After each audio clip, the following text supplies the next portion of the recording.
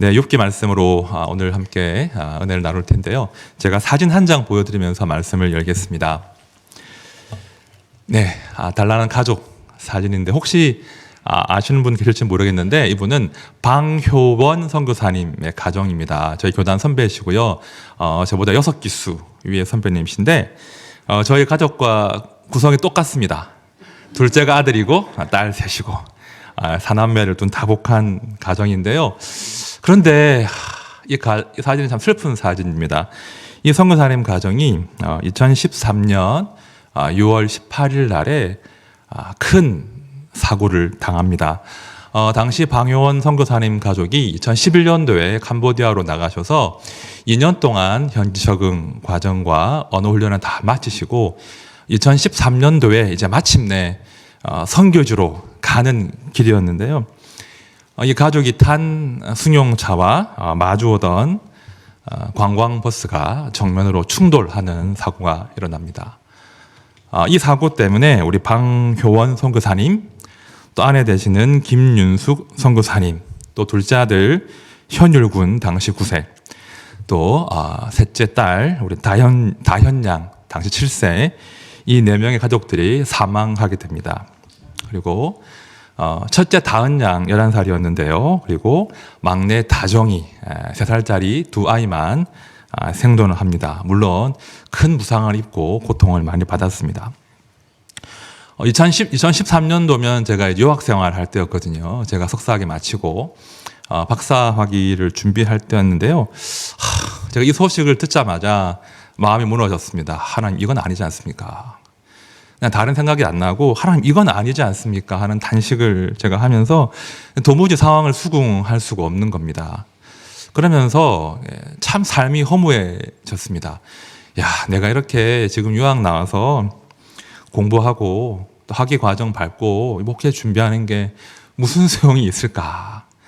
삶이 갑자기 허무해지면서 제가 한동안 영적인 침체를 겪었던 그런 아픈 사건이었습니다.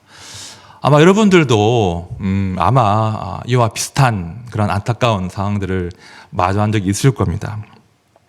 시편 73편을 보면 이렇게 성도가 단식하는 내용이 나오거든요.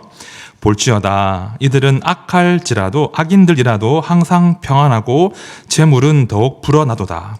내가 내 마음을 깨끗하게 하며 내 손을 씻어 무죄하다 한 것이 실로 헛되도다. 나는 종일 재난을 당하며 아침마다 징벌을 받았도다. 이 시가 성도의 탄식시인데요. 하나님 보십시오. 악한 자들은 승승장구하고 평안한데 하나님 왜 도대체 당신의 백성들을 이렇게 홀대하십니까? 돌아보지 않으십니까? 우리가 하나님 앞에서 제대로 살기 위해서 이렇게 애를 쓰고 있는데 왜 우리는 오히려 재난과 징벌에 가까운 삶을 살아야 합니까? 이런 단식시가 시편 73편입니다. 저희가 이제 11월, 12월 매일 성경 큐티할 때 본문이 욥기 아닙니까? 사실 욥이란 인물이 이런 성도의 탄식, 도무지 까닭을 알 수 없는 그 상황에 대한 탄식을 하는 성도를 대변하는 인물이라고 할 수 있죠. 사실 욥기가 많이 어려워요. 그래서 오늘 설교도 고민을 많이 했습니다.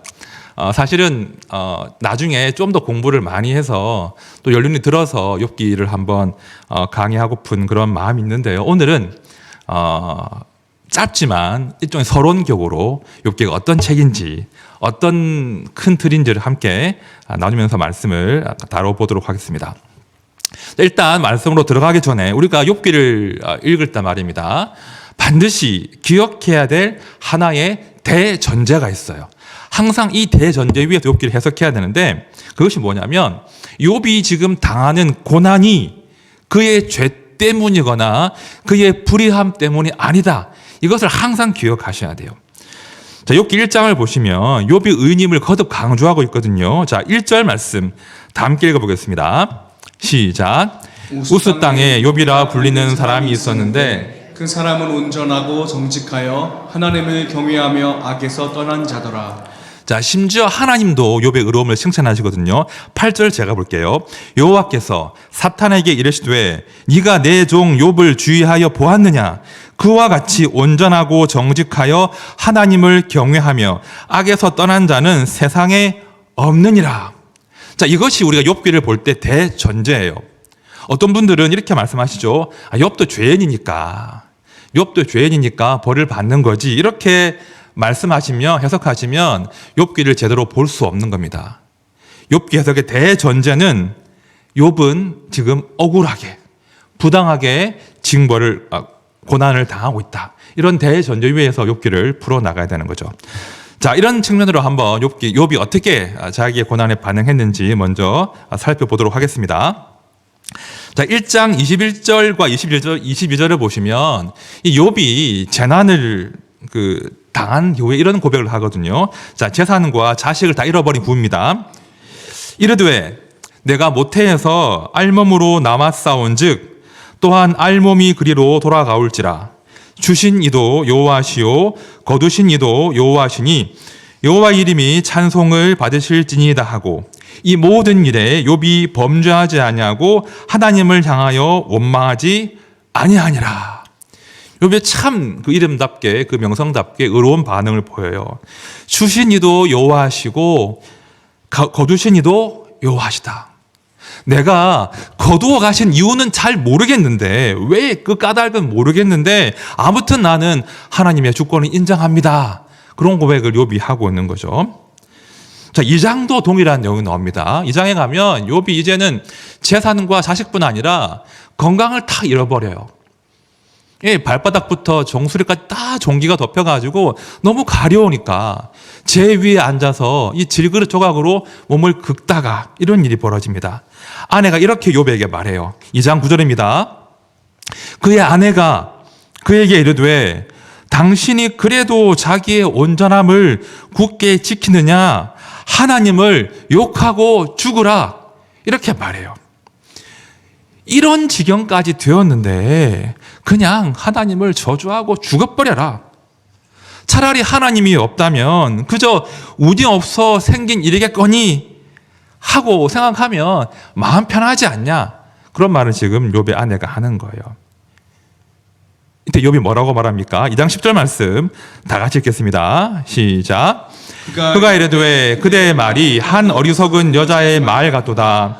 우리가 하나님께 복을 받았은즉 화도 받지 아니하겠느냐 하고 이 모든 일에 욥이 입술로 범죄하지 아니하니라. 여전히 욥이 굳건해요. 1장과 동일한 말씀을 이야기를 하고 있습니다. 내가 이해할 수는 없다. 내가 이해할 수는 없으나 나는 하나님의 초월적인 주권을 인정하지 않을 수 없다. 이런 반응을 지금 욥이 하는 거죠. 사실 욥이 이런 반응이 쉬운 것은 아니에요. 왜냐하면 욥에게 지금 이 상황은 정말 해석이 힘든 상황이었거든요. 자, 욥에게는요, 그리고 당시 사람들에게는요, 기본적으로 인과응보 사상이 기본 세계관이었습니다. 그죠? 내가 선한 일을 하면 하나님께 복을 받는다. 내가 악한 일을 일삼으면 하나님께 벌을 받는다. 콩 심은 데 콩 나고 팥 심은 데 팥 난다. 이것이 욥을 비롯해서 당시 사람들의 기본적인 세계관이었어요. 자, 그런 이유 때문에 욥은요, 정말 최선을 다해서 선하게 살려고 애를 썼거든요. 내일 큐티 본문이지만 욥기 31장을 보시면 욥이 얼마나 철두철미하게 의로운 삶을 살았는지를 그 목록들을 열 몇 가지를 확인하실 수 있어요. 정말 욥은 최선을 다해서 하나님 모시기에 의로운 삶을 살았어요. 그런데 그렇게 의로운 삶을 뿌렸는데 욥이 거둔 것이 무엇입니까?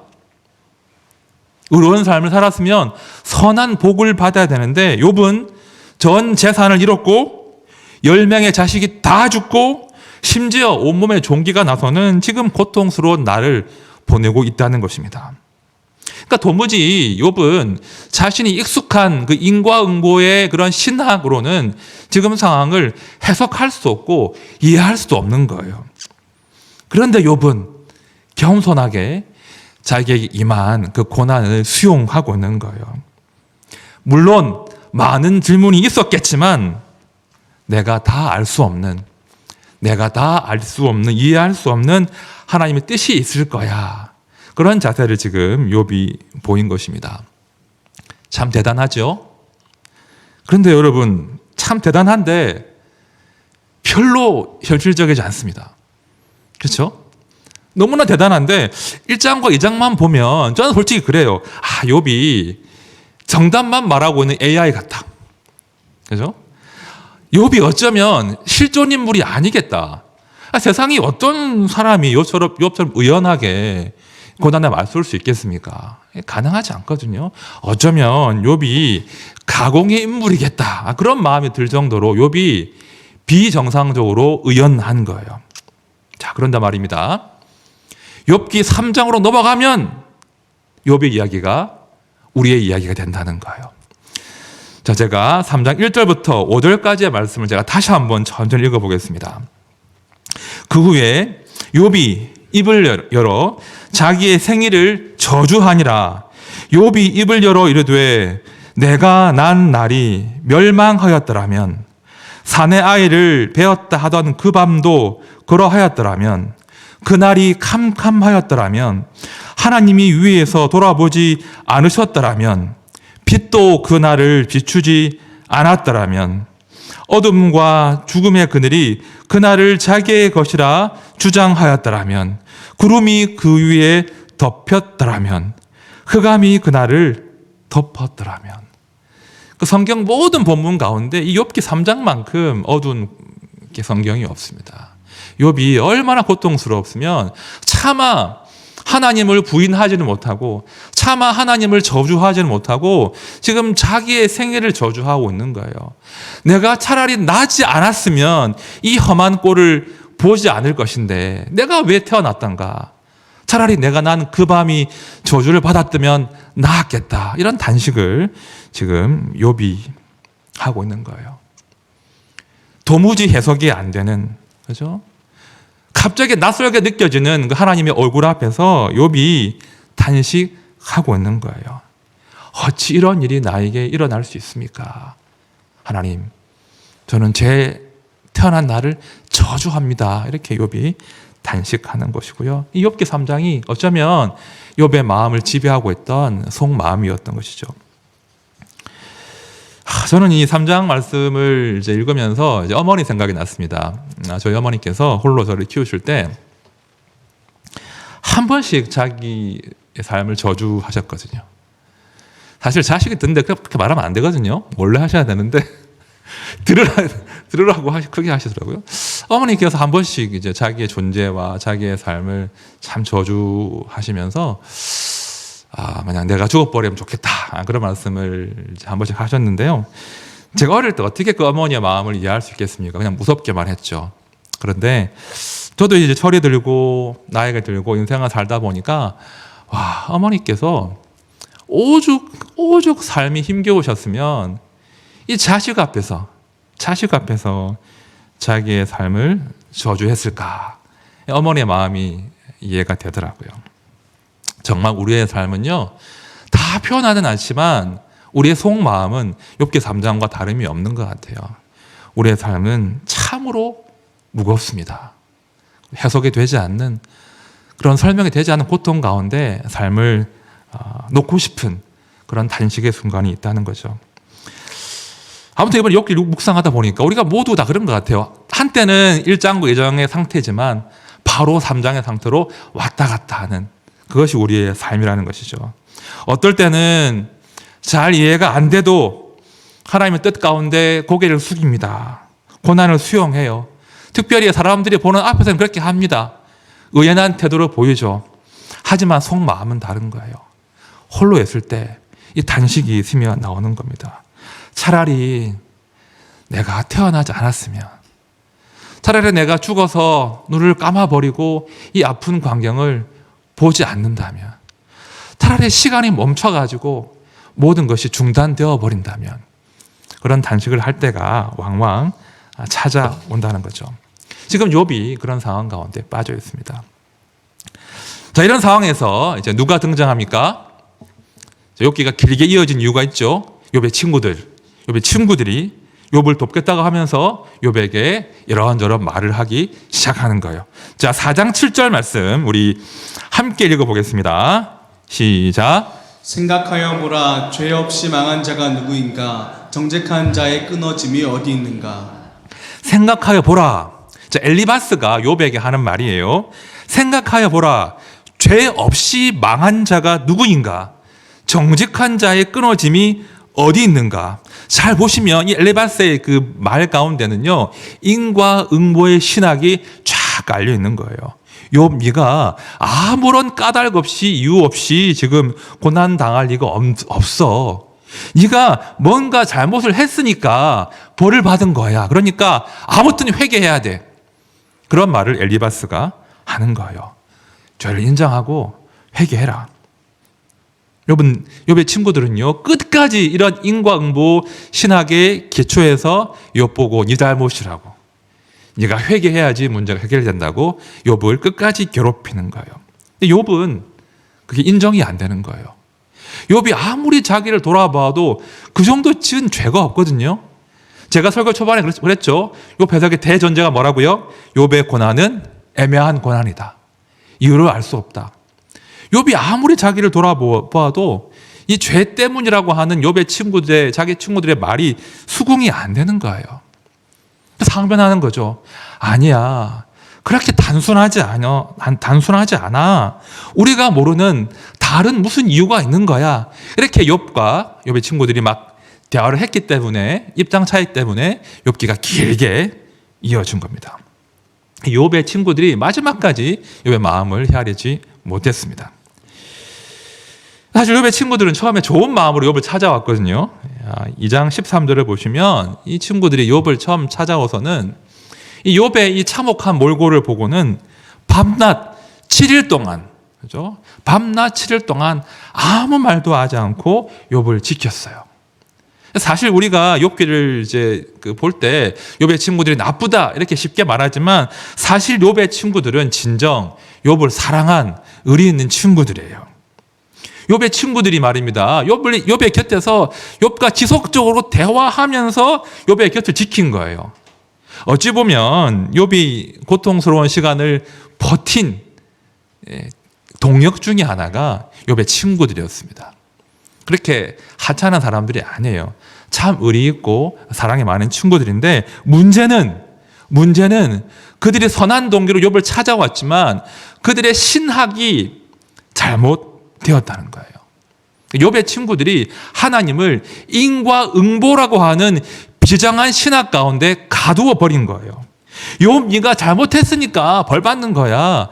회개해야 돼. 이 단순한 그리고 비정한 공식으로 욥의 삶을 다 해석하고 설명하고 지적하면서 의도와는 달리 끝까지 욥을 괴롭게 한 것이죠. 나중에 하나님이 욥의 친구들을 나무라십니다. 그 장면이 나오는 구절이 욥기 42장이거든요. 자, 42장 7절과 8절 말씀을 다 같이 읽어보겠습니다. 시작. 여호와께서 대만 사람 엘리바스에게 이르되 내가 너와 내 두 친구에게 노하나니 이는 너희가 나를 가리켜 말한 것이 내 종 욥의 말같이 옳지 못함이니라. 그런즉 너희는 수소 7과 순양 7을 가지고 내 종 욥에게 가서 너희를 위하여 번제를 드리라.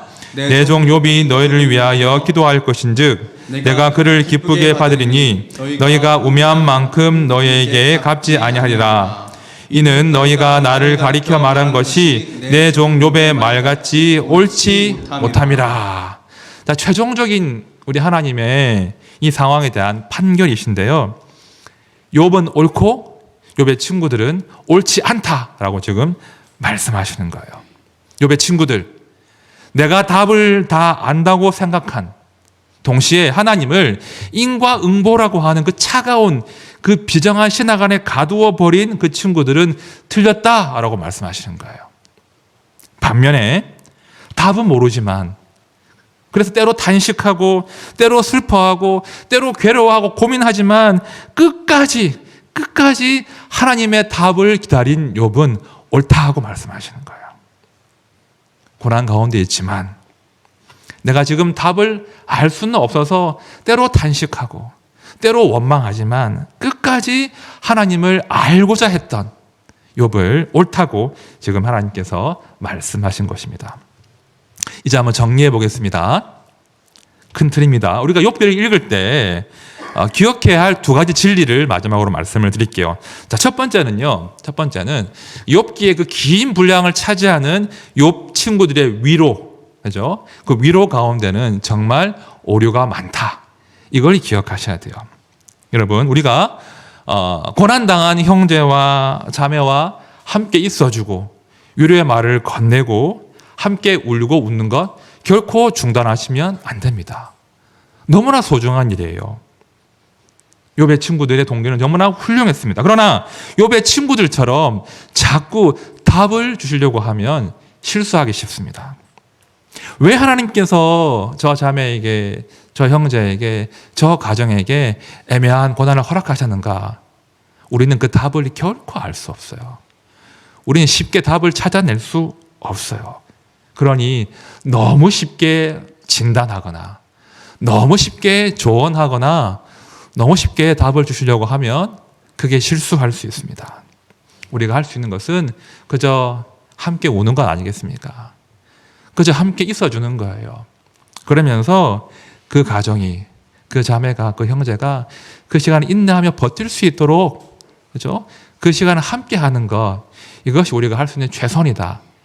이걸 항상 기억하셔야 됩니다. 자, 두 번째 진리입니다. 두 번째 기억할 것은 우리 하나님은요, 성도가 애매한 고난 가운데 슬퍼하고 탄식하는 것 다 보고 듣고 계신다. 이걸 기억하셔야 돼요.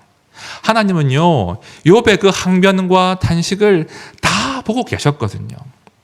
우리 하나님은요, 성도가 지금은 애매한 고난 가운데 빠져 있지만, 고통 가운데 있지만 마침내 그 삶에 개입하셔서 말씀하시는 거예요. 네가 틀리지 않았다. 네가 잘못한 것이 아니다.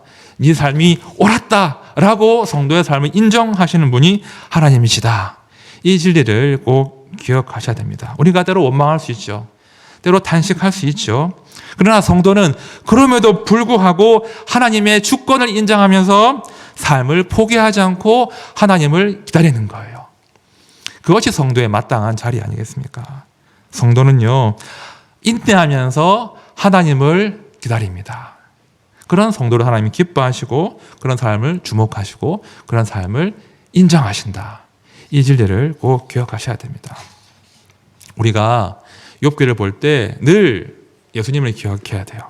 우리 예수님이야말로 사실은 설명할 수 없는 부당한 고난을 마주하신 분이시잖아요. 사실 원하기만 하면 그 고난을, 고통을 피할 수도 있으셨거든요. 하지만 우리 주님은 그 부당한 고난을 결코 피하지 않으셨습니다. 끝까지 십자가의 길을 걸어가신 거예요.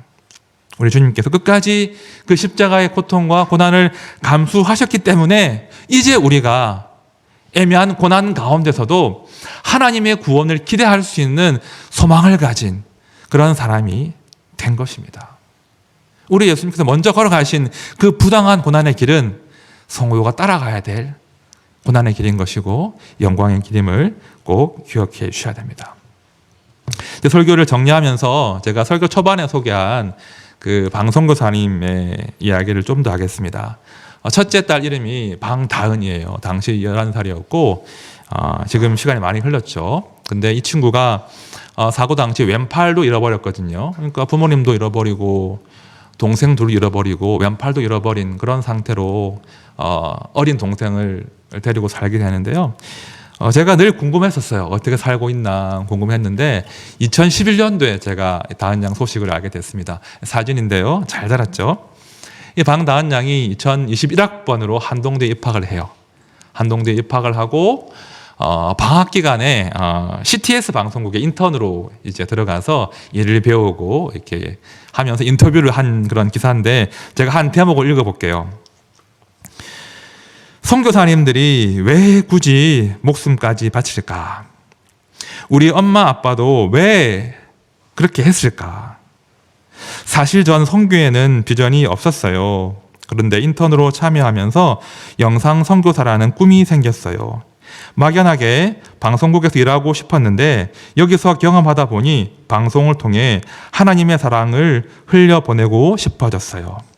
제가 음악에 관심이 많다 보니 다 함께 찬찬찬 같은 프로그램을 만들어서 아픔을 겪은 사람들과 공감하고 그들을 치유해 주고 싶어요. 이런 인터뷰를 제가 봤습니다. 여러분, 우리 다은이가 삶이 다 해석되어서 혹은 삶이 다 치유되어서 이런 꿈을 나누었겠습니까? 그렇지 않아요. 다은이는 여전히 욥기 3장의 그 단식 가운데 씨름하고 있을 거예요.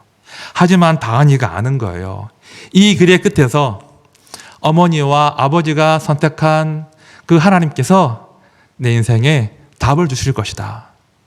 내 인생이 틀리지 않았음을, 옳았음을 말씀하실 것이다. 이 믿음으로 우리 다은이가 그죠? 다시 꿈을 꾸는 거 아니겠습니까? 올해는요, 올해 1월 달에는 제가 소식을 들어보니까 다은이하고 막내 다정이가 캄보디아에 방문을 했더라고요. 캄보디아에 방문해서 얼마나 그 캄보디아 현지인들에게 또 많은 위로를 주었는지 모릅니다. 가운데 보시면 이제 다정이, 다은이 모습이 보이거든요. 지금 중1이라고 하더라고요. 여러분, 저는요, 이 가정의 비극이 결코 비극으로 끝나지 않을 것을 굳게 확신합니다. 지금은 온전히 알 수 없죠. 여전히 다은이와 다정의 삶은 무거워요. 풀어야 할 질문들이 많습니다. 그러나 살아계신 하나님께서 반드시 그 가정의 비극을 하늘의 미랄로 삼으셔서 선한 열매를 내실 줄 믿습니다. 그 일 가운데 우리 다은이와 다정이가 귀하게 쓰임 받을 거예요. 이것이 성도만이 가질 수 있는 애매한 고난 가운데 있는 성도의 소망인 것이죠. 여러분, 사나 죽으나 성도는 하나님의 것이에요. 사나 죽으나 우리는 주의 것입니다. 사나 죽으나 우리 하나님께서 성도의 인생이 옳다는 것을 마침내 인정해 주실 것입니다. 우리가 그 믿음 가운데 사는 거예요. 그 믿음 가운데 비록 내가 때로 이해할 수 없지만, 애매한 고난 가운데 있지만, 탄식 가운데 있지만 하나님이 내 길을 옳다 하실 것이다. 하나님 나를 사용하셔서 하나님을 드러내실 것이다. 그런 믿음 가운데 오늘을 살아내시고 우리의 평생을 살아내시기를 진심으로 축원드립니다.